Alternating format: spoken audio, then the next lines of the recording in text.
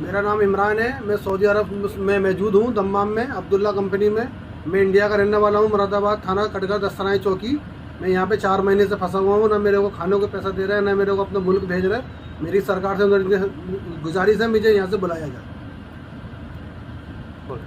बोल रहा हूँ मैं, रईस नाम है मेरा। अब्दुल्ला कंपनी में काम करता हूँ, लेबर का। मैं फंसा हुआ हूँ, 4 महीना हो गया। ना सैलरी दे रहा है, ना पैसा दे रहा है, ना खाने का पैसा दे रहा है। जाओ ऑफिस में तो बोलता है, गाली देकर भगा देता है। ज़्यादा प्रॉब्लम है, यहाँ फंसे हुए हैं। मेरा आपसे रिक्वेस्ट है कि थोड़ी सी जल्दी मुझे यहाँ से भिजवाएंगे। हेलो नमस्ते सर, मैं जो सतराम बोल रहा हूँ। मेरा नाम सतराम है, डिस्ट्रिक्ट बाराबंकी, उत्तर प्रदेश।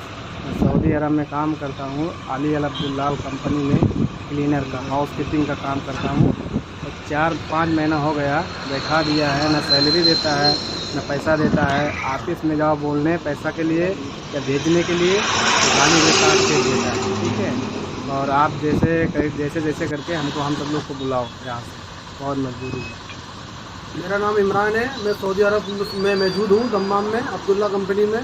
मैं इंडिया का रहने वाला हूँ, मुरादाबाद थाना कटघर दस्तराई चौकी। मैं यहाँ पे 4 महीने